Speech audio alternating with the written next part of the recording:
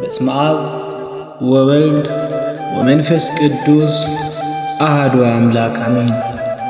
ሰማይን ያለ ምሰሶ ያቆመ ውኃን በአየር ላይ አርግቶ ድንኳን የዘረጋ ምድርን ያለ መሠረት ያጸና ውኃን በረቂቅ ደመና የሚቋጥር ባሕሩን በመለኮታዊ ሥልጣኑ ካለበት ቦታ አምጥቶ አንዲት ምክር ያለ መቸገር ሙቅና ጥልቅ በሆነ ቀላይ ያከማቸ ወይንም አደላድሎ ያስቀመጠ በረዶም በመጠኑ አጠቃቅሞ የሚያዘንም ይህን የመሰለ ሁሉ ማድረግ ችሎታ ላለው ጌታ በእውነትና በቅንነት እየተገዛውና እየሰገሩ የእናታችንን የክርስቶስ ሰምራን ይገድሏል የትሩፋቷን ዜና ማንበብ እጀምራለሁ።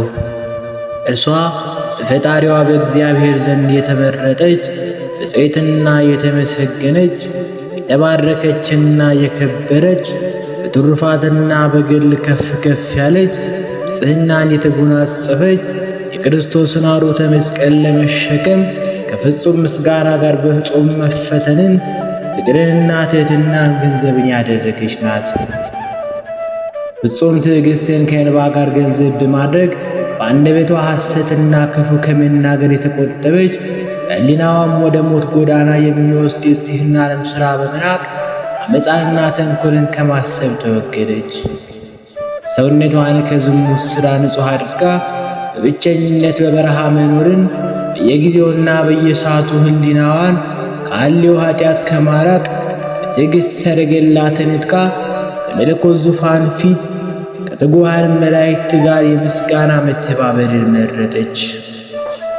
ችግርና ረሃብ ሌላውንም መከራ ሁሉ ያለ ትዕግሥት አይቻልምና፣ ስለዚህም ይህንን ብልህና ትሑት የሆነች የእናታችን የቅድስት ክርስቶስ ሰምራ ለፍጥረቱ ሁሉ ራሷን ዝቅ በማድረግ ፈተናን የማለፍ መጎናጸፊያን የተጎናጸፈች ችግርንም የማሸነፍ አክሊልን ተቀዳጀች። የጻድቃን የሕሊናቸው ሐሳብ በትሕትና ገመድ የተታ ነውና ያለ ትሕትና በእግዚአብሔርን ወደዋለሁ ወይንም አገለግለዋለሁ ማለት አይቻልም። ስለሆነም እግዚአብሔር ወደ ትሑትና የዋህ ቃሌንም ወደሚያከብር በስተቀር ወደ ማን እመለከታለሁ ብሏል ሲል ነቢየ እግዚአብሔር ቅዱስ ነቢይ ኢሳይያስ እንዲህ ሲል ተናግሯል። ዳግመኛም እግዚአብሔር እንዲህ አለ፣ እኔ ትሑትና የዋህ እንደሆንኩ ከእኔ ተማሩ ለነፍሳችሁ ዕረፍትን ታገኛላችሁና።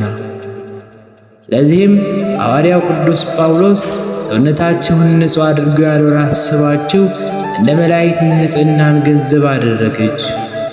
ከፀሐይ ከጨረቃ ከከዋክብትም ይልቅ ባሕሪ ንጽሕናዋ ፈጽሞ አንጸባረቀ።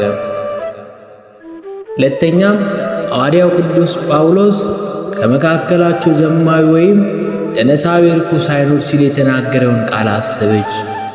ዳግመኛም ደገኛው ነቢይ ንጉሥ ዳዊት ሥጋህን ብቻ ንጹሕ አድርግልኝ እንጂ መሥዋዕቱንና ቁርባኑን አልወደውም፣ ስለ ኃጢአት የሚቃጠለውና የሚቀርበውን መሥዋዕት አልሻም የሚለውን ከጽጌ ትንቢቱ ቀሰመች። ይህን ሁሉ አስባ የልዑል የከበረች ንጹሕ ገንዘቡ ትሆኑ ዘንድ ለበደል ከሚገፋፋ ከዚህ ዓለም ጣዕም ተወገደች፣ ተለየች። የክቡር ሰው ጣዕመ መዓዛው እስከ ዓለም ዳርቻው ይደርሳል እንዳለ ሰለሞን። የጽድቅን ሰው የተለፋውንም ዜና ሰማን።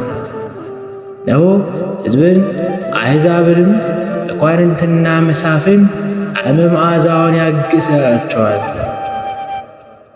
ጣፋጭነታቸውን መዓዛ አልተለወጠም። የእናታችን የቅድስት ክርስቶስ ሰምራ የመዓዛ ጣዕም እንዳይምሮ የክህነት መዓዛ ጣዕም ማለት ከአበባ ከከርቤ ከአበሜ ከልዩ ልዩ እጽዋት እንደተቀመመ የሽቱ ጣዕም አይደለም፣ ከክቡር ወንጌል የተገኘ ጣዕመ መዓዛ ነው እንጂ። የትሩፋቷንስ ነገር ከመጀመሪያው እስከ መጨረሻው ለመናገር የቃል እጥረት እንዳይገጥመኝ ሰነፎችን ብልህ የሚያደርግ እግዚአብሔርን በመለመን በቆይታ ወይንም በእርጋታ ልነግራቸው እወዳለሁ። ጥበብን የሚፈልጋት ሁሉ ሰጪና ነሺ የሆነ ወደ እግዚአብሔር ያመልክት ሲል ሐዋርያው ተናግሯልና።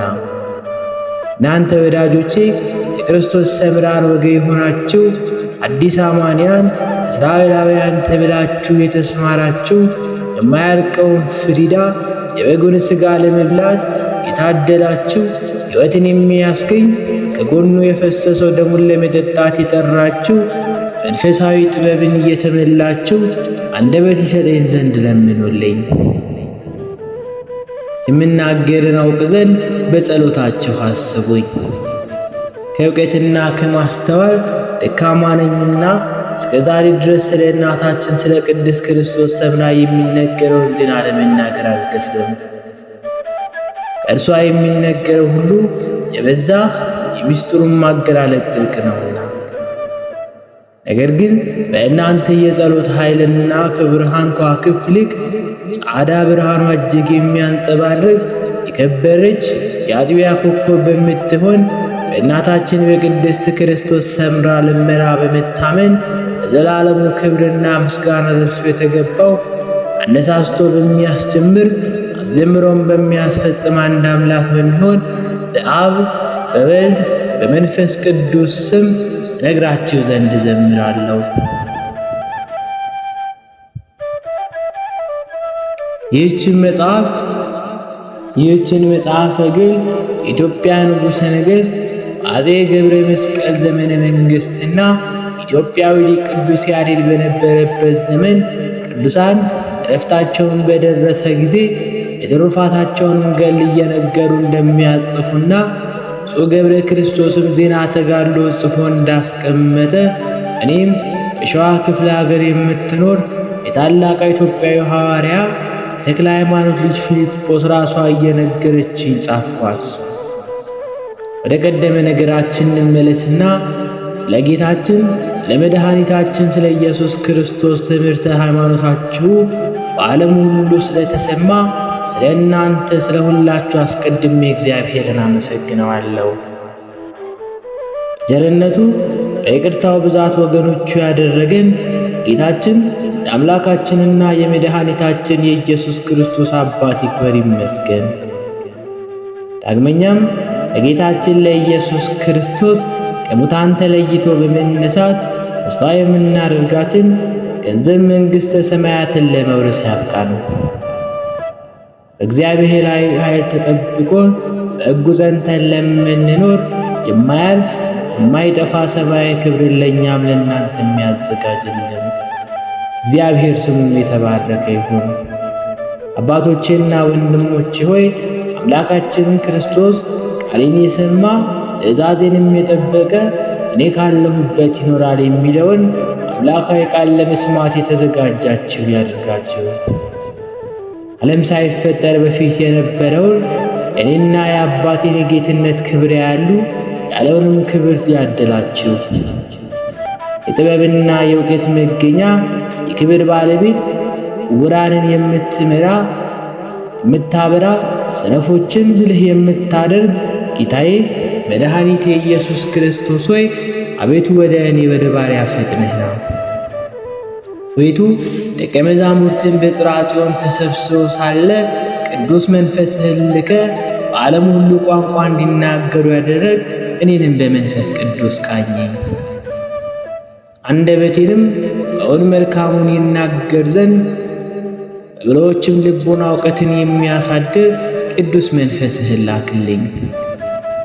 አቤቱ ስለ ዓለም በልሳን አድግ ኤርምያስንም በድኩላ አንደበት ኤዎስጣቴዎስን በዋርያ አንደበት ያናግር እንደዚሁ በፍጹም ፍቅር በዚህ ተሰብስበው ለሚያዳምጡ ሁሉ የእናታችን የቅድስት ክርስቶስ ሰምራ የትሩፋቷን ዜና እናገር ዘንድ በእኔ በባሕርያ ላይ መንፈሳዊ ሞሮን አሳድር። መልካም ምድር ዘር ተቀብላ ብዙ ፍሬ ወይንም ምርትን እንደምታስገኝ ሁሉ ቃልህን ሰምተው ትእዛዝን የሚቀበሉትን ሁሉ ስለ ጥቂት ሥራቸው እጥፍ ድርብ ዋጋቸውን ስጣቸው። አቤቱ በቅዱስ ወንጌል የተነገረውን ኃይለ ቃል እዚህ ለተሰበሰቡ ሰዎች ነግር ዘንድ አስተምር ዘንድ ቃልህን ከቃሌ ጋር ፈጥና አዋሂድ አስተባበር። አብ በስሜ የሚልከው እርሱ የእውነት መንፈስ ጰራቅሊጦስ ሁሉን ያስተምራችኋል፣ የነገርኳችሁንም ያስባችኋል ወይንም ያስታውሳችኋል ብለህ ተናግረሃልና። ዳግመኛም እርሱ መንፈስ ቅዱስ መጥቶ በእውነት ጎዳና ይመራችኋል ብለህልና። ስለዚህም የዚህች የጻድቅ የትሩፋቷን ነገር ለመናገር ልቤ ይፈቅዳል ይተጋልም። ነገር ግን አስፍቶና አምልቶ ለመናገር ልቤ ቸል ቢልብኝ ወይንም የቃል እጥረት ቢገጥመኝ ስምህን ተስፋ አድርጋለሁ። ቸርነትህንም ለቅዱሳንህ እንደሆነ በነቢዩ በቅዱስ ዳዊት አንደበት እንዲህ ሲል ተናግረሃልና። ረድኤቴን እልክልሃለሁ፣ በጽዮንም አጸናሃለሁ። መሥዋዕትህንም ሁሉ እቀበላለሁ፣ ቁርባንህንም አለመልማለሁ። እንደ ልብ ቅንነት ዋጋህንም እሰጥሃለሁ፣ ፈቃድህንም ሁሉ እፈጽምልሃለሁ በማለት ተስፋ ሰጥተኸዋልና። ስለሆነም አቤቱ ሕግህ ለእግሬ መብራት ለመንገዴም ብርሃን ነው አለ። ወዳጆችህ ጸሎት ፍቅርህ ከሕማም ከሐኬት ይፈውሰኛል። የሰውነቴም ድካምንም አስወግዶ ኃይልን ይሰጠኛል። አንደበቴንም እንደ አባቶቼ እንደ ሐዋርያት አንደበት በጣዕመ ልሳኑም ያጣፍጥልኛል። አቤቱ ቅዱስ መንፈስህም በእኔ ላይ ያሳድር፣ ቃሌንም ከፍ ከፍ አድርግ። በችሎታዬ መጠን ለጌትነት ምስጋና ለማቅረብ እዘጋጅ ዘንድ እነሆ በመፍራትና በመንቀጥቀጥ የትሩፋቷን ነጸብራቅ እስከ ዓለም ዳርቻ የሚያበራው የከበረች ሃይማኖት አምድ የምትሆን የእናታችን የቅድስት ክርስቶስ ሰምራ ዜና ግን ለማንበብ ጀምራለሁ። ዳሩ ግን ሰውነቴ ውዳሴዋን ወደ መናገር ባሕር ገብተሽ ለመዋኘት እንዴት ትደፍሪያለሽ በማለት አሳስባታለሁ። ከዋክብትና ከጨረቃ ብርሃን ይልቅ የፀሐይ ብርሃን እንደሚበልጥ የእናታችን የቅድስት ክርስቶስ ሰምራ የትሩፋቷ ብርሃን ከሌሎች ቅዱሳን አንስት የትሩፋት ብርሃን ይበልጣል። እሷ የከበረችና የበለጸገች ስትሆን ሥጋዊ ፈቃዷን ደስ የሚያሰኝ ኃላፊ ጠፊ የሚሆን በዚህ ዓለም የጣፈጠ ምግብ ከመብላት የተቆጠበች የምንኩስናን ሥርዓት ምልክት የሚሆን አክሲማ መላእክትን ተቀዳጅታለችና። ድምፀ አራዊት ጸባ አጋንንትን ችለው ታግሰው በሥቃይና መከራን እየተቀበሉ በዱር በገደል እንደሚኖሩ ተጋድሏቸውን በአሸናፊነት እንደተወጡ የቀድሞ አባቶች መነኮሳት ብቸኝነትን መረጠች። ሰውነቷንም ለብዙ ጽዋት መከራ አሳልፋም ሰጠች። ነቢዩ ቅዱስ ዳዊት ዋልያ ወደ ውኃ ምንጭ እንደሚናፍቅ አቤቱ ነፍሴ ወደ አንተ ትናፍቃለች፣ ሰውነቴ ወደ ሕያው አምላክ ትማልዳለች።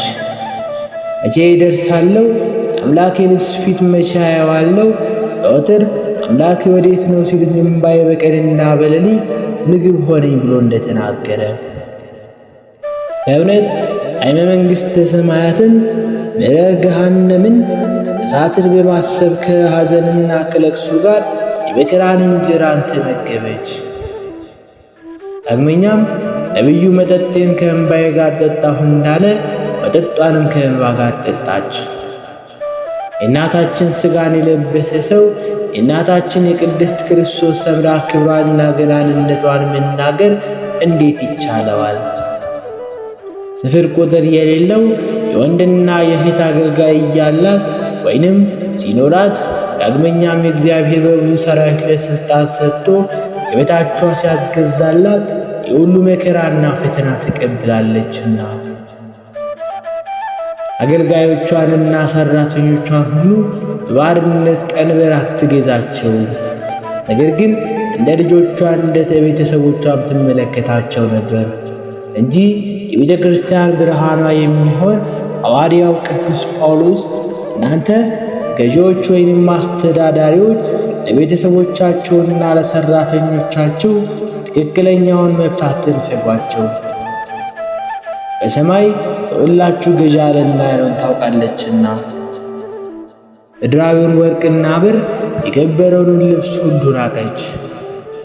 በዚህ ዓለም ተድላ ደስታቸውን የፈጸሙ ሊወርሱት የማይገባቸውን ትወርስ ዘንድ ተስፋ በማድረግ የሚጠፋውን በሚያልፈውን የሚታየውን ገንዘብ በማይታየው በማያልፈው ገንዘብም ለወጠች። ሐዋርያው ቅዱስ ጳውሎስ የዚህን ዓለም ገንዘብ አትውደዱ፣ የዚህ ዓለም ሀብት መውደድ የሥጋ ፍቃድ ነውና፣ ዓይን ያየውን ልብም የወደደውን ሁሉ የሥጋ ፍቃድ መፈጸም እግዚአብሔር አይደለም ከዚህ ዓለም ነው እንጂ ሲል ተናግረዋልና። ዓለሙ ሁሉ ያልፋል፣ ፍትወቱም ይጠፋል። የእግዚአብሔር ሕግ የሚፈጽም ግን እርሱ ለዘላለም ይኖራል። ስለዚህም ብፅዕት ክርስቶስ ሰምራ በምድር ላይ ከኃጥአን ጋር ደስታን አልተካፈለችም፣ ሰማያዊ የሕይወት ማዕድን ለመሳተፍ ተስፋ አድርጋለችና። የዚህ ዓለም ጊዜያዊ ተድላ የፈለጉ ይበላሉ፣ እናንተ ግን ትራባላችሁ ሲል በነቢዩ ቃል የተነገረውን ሰምታለችና። የዚህ ዓለም ደስታ የፈለጉ ጠጥተው ይረካሉ፣ እናንተ ግን ትጠማላችሁ። የዚህ ዓለምን ክብር የፈለጉ በልብስ ያጌጣሉ፣ እናንተ ግን ትራቆታላችሁ። የዚህ ዓለም ፍስሐ የፈለጉ ይደሰታሉ፣ እናንተ ግን ታዝናላችሁ። ስለዚህም ብፅዕት ክርስቶስ ሰምራ ሥጋዋን በጾምና በረሃብ ትፈትናለች። በዚህ ዓለም የበሉ በሚመጣው ዓለም የተራቡ ጊዜ እርሷ በዚያ ትጠግብ ዘንድ፣ በዚህ ዓለም እየጠጡ የረኩ በወዲያኛው ዓለም ሲጠሙ እርሷ ትጠጣ ወይንም ትረካ ዘንድ፣ በዚህ ዓለም የሳቁና የተደሰቱ በላይኛው ዓለም ባዘኑ ጊዜ እርሷ በዚያ ትደሰት ዘንድ፣ በዚህ ዓለም የተደሰቱ በወዲያኛው ዓለም ሲያዝኑ እርሷ በዚያ ትደሰት ዘንድ። ነገር ግን የሁሉ ክብር ያለ መከራና ያለ ፈተና ሊገኝ አይቻልም።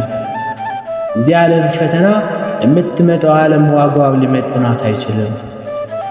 ስለዚህም መምህረ አሕዛብ ቅዱስ ጳውሎስ እንዲህ በሃይማኖት ጽደቁ፣ በእግዚአብሔር ዘንድ ሰላምን ታገኛላችሁና ብሎ እንደተናገረ፣ ክርስቶስ ሰምራም ስለ ጽድቅ ብዙ ችግርና መከራን ተቀበለች።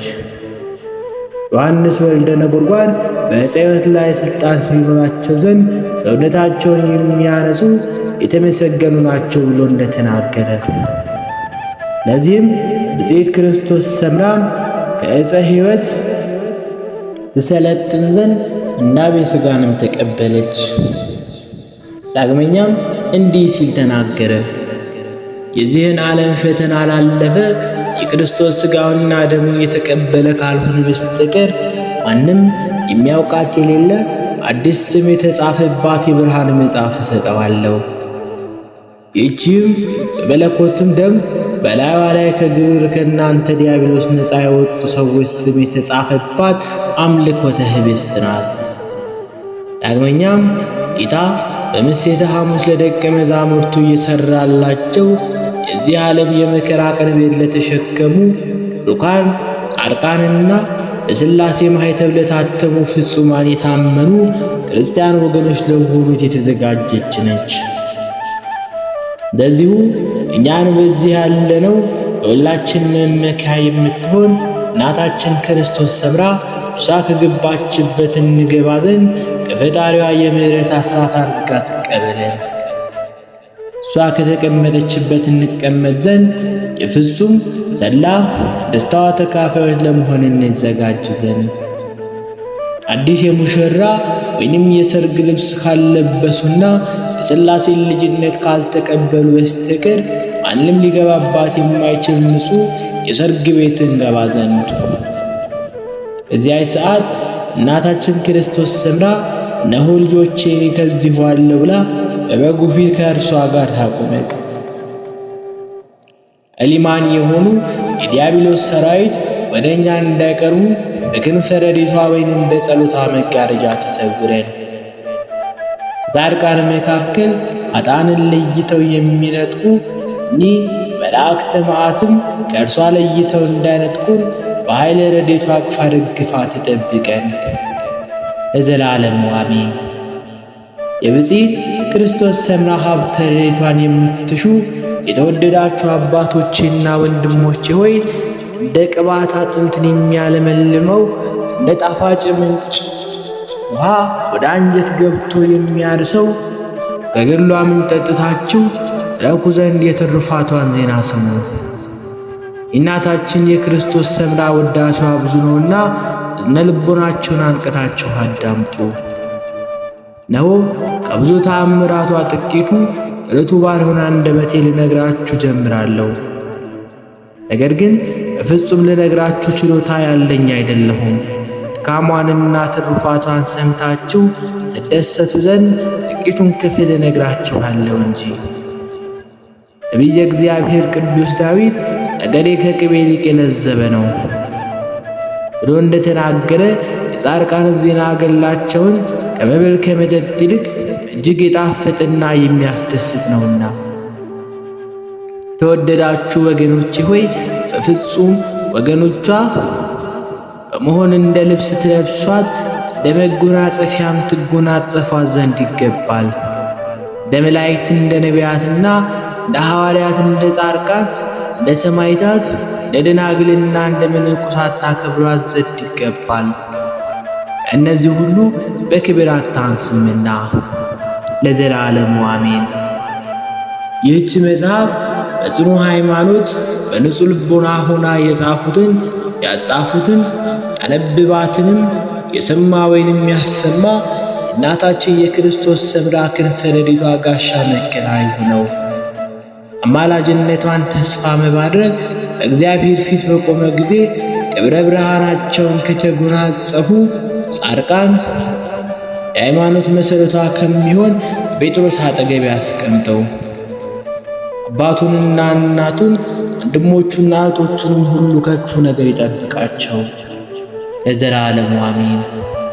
አንድ አምላክ በሚሆን በአብ በወልድ በመንፈስ ቅዱስ ስም አምነን የእናታችን የብፅዕት ቅድስት ክርስቶስ ሰምራን ገድለ ማንበብ እንጀምራለን። ጸሎቷና በረከቷ ወሀብተ ረድኤቷ ያሃሉ ምስሌነ ለዓለም ዓለም አሜን። በሸዋ ክፍለ ሀገር በቡልጋ አውራጃ ልዩ ስሟ ቅዱስ ጌ በተባለች ሀገር የምትኖር ይህችውም የእናታችን የቅድስት ክርስቶስ ሰምራ የትውልድ ሀገሯ ናት።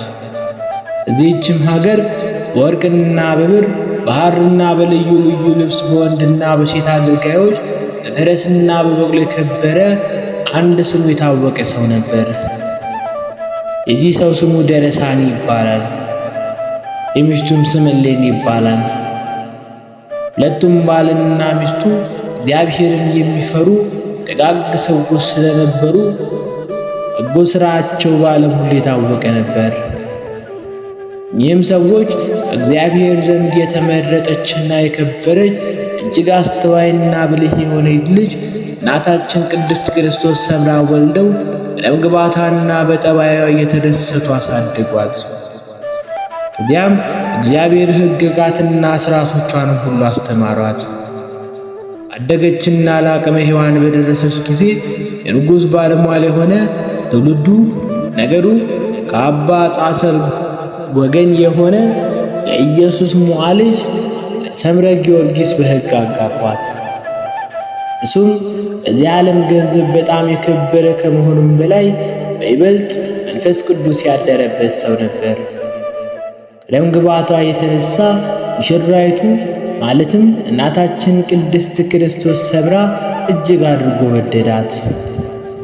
ይልቁንም ኃይለ መንፈስ ቅዱስ ስላደረባት በመንፈሳዊ ጥበብና በልዩ ልዩ አስተሳሰቧ አዋቂና ብልህ ነበረች። എല്ലാ ሰውነቷንም እጅግ ያማረ ነበር። ከራስ ፀጉሯ እስከ እግር ጥፍሯ ምንም እንከን የለባትም። የጉንጮቿ ቅላት የሮማን ከፋይ ይመስል ነበር። ዓይኖቿም እንደ አጥቢያ ኮከብ ያበራሉ። አነጋገሯ ቅልጥፍና አንደበቷ ጣዕም እጅግ በጣም የተወደደም ነበር። እግዚአብሔር አብ ጸጋ ያልተለያት የጌታችን የመድኃኒታችን የኢየሱስ ክርስቶስ ረድኤት የጠበቃት መንፈስ ቅዱስ በረከት ያደረባት ስለሆነ ደስ የሚያሰኝ ስነ ምግባሯን የተመለከተ ሁሉ እጅግ በጣም ያደንቃት ነበር። አማቷ ኢየሱስ ሞዓሚዎች ብላቴና ለታላቅ ቁም ነገር የተመረጠች ነች በማለት ትንቢት ይናገርላታል። ስለዚህ እንደ እመቤቱ አድርጎም ያከብራት ነበር። ከዚህ በኋላም ለሕጋዊ ባሏ ለሰምረ ጊዮርጊስ 11 ልጆችን ወለደችለት። እነዚህም መካከል 9 ወንዶች 2 ሴቶች ነበሩ። ልጆቿም ሕገ እግዚአብሔርን እያስተማረች በክብር በሥርዓት አሳደገቻቸው። የዚያ ዘመን እግዚአብሔር ባለሟል የሚሆን አፄ ገብረ መስቀል የሚባል የኢትዮጵያ ንጉሠ ነገሥት ነበር።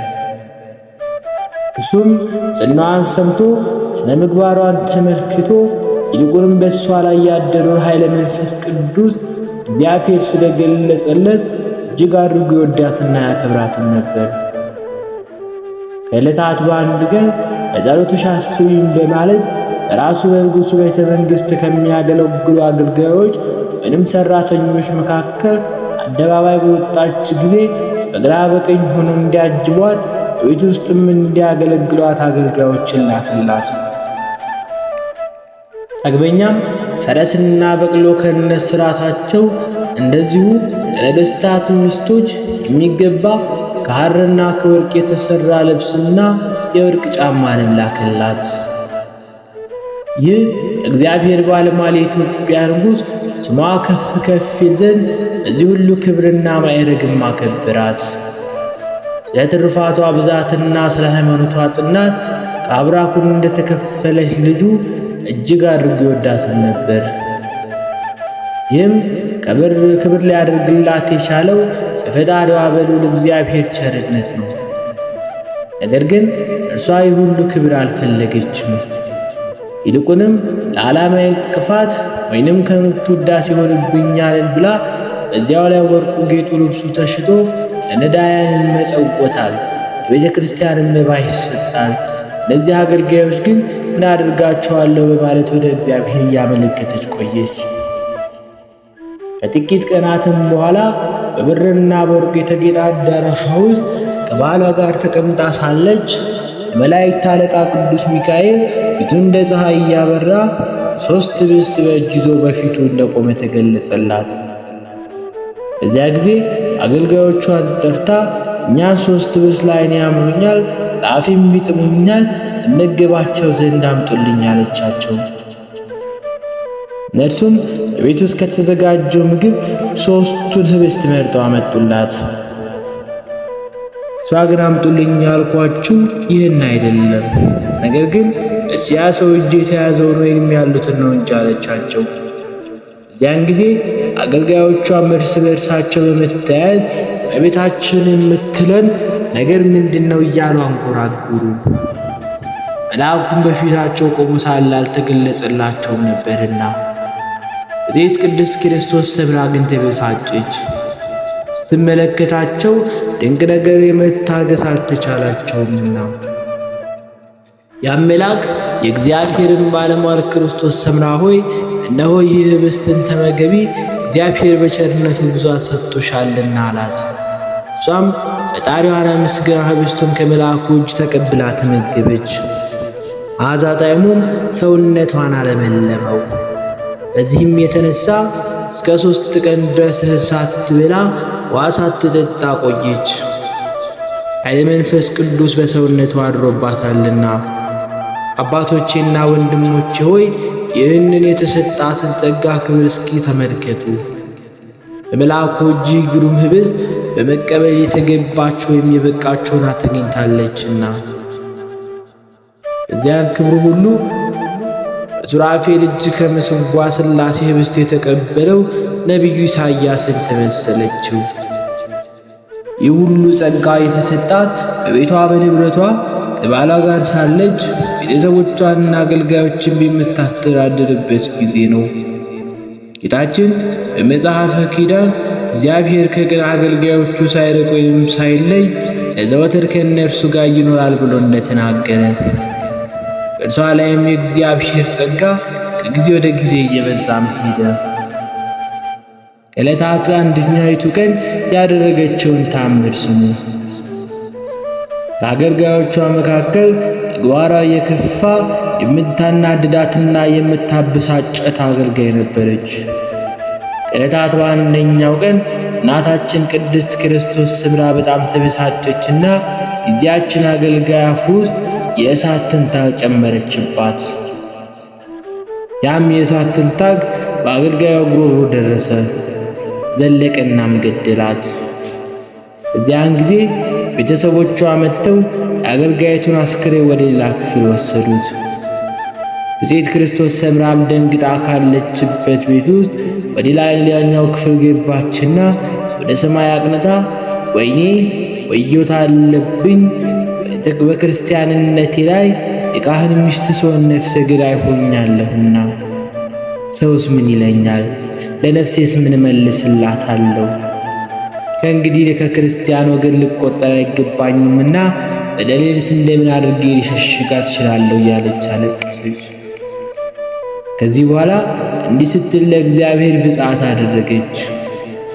አቤቱ ይህችን በእኔ እጅ የሞተችውን አገልጋይ ነፍሷን ከሥጋ ዋህደ ብታስነሳልኝ ልጆቼንና ቤቴን ንብረቴን ያለኝን ገንዘብና ሀብቴን ትቼ ባለ ዘመኔ ሁሉ አንተን እከተልሃለሁ። አንተን ከመከተል ከቶ ወደ ኋላ አልልም። ለሰውነቴ ጌጥ ወይም ግርማ ሞገስ የሚሆናት ወይንም የሚሞቃትን ልብስ ከቶ አልለብስም። ሥጋዬን የሚያረካ ምግብም አልመገብም። አቤቱ ጌታዬ ሆይ ጸሎቴን ስማኝ፣ ልመናዬንም በፊት ፈጥኖ ይደርስ ዘንድ አቤቱ ፊትህን ከኔ ከባህሪ አትመልስ። እንግዲህ እንዲህ ያለች በለቅሶና በሐዘን ለብዙ ሰዓት ከጸለየች በኋላ ድካም ተሰማትና ረፍት አደረገች። ከዚህ በኋላ ቤተሰቦቿ እርሷ ወዳለችበት ክፍል መጥተው እመቤታችን ሆይ ሙታ የነበረችው አገልጋይሽ በእግዚአብሔር ኃይልና በአንቺ ጸሎት ተነስታለችና ደስ ይበልሽ አሏት። የዚያን ጊዜ ፈጥና ተነስታ ደስ እያላት ሙታ የነበረችው አገልጋይ ካለችበት ቦታ ደረሰችና በሕይወትም አገኘቻት።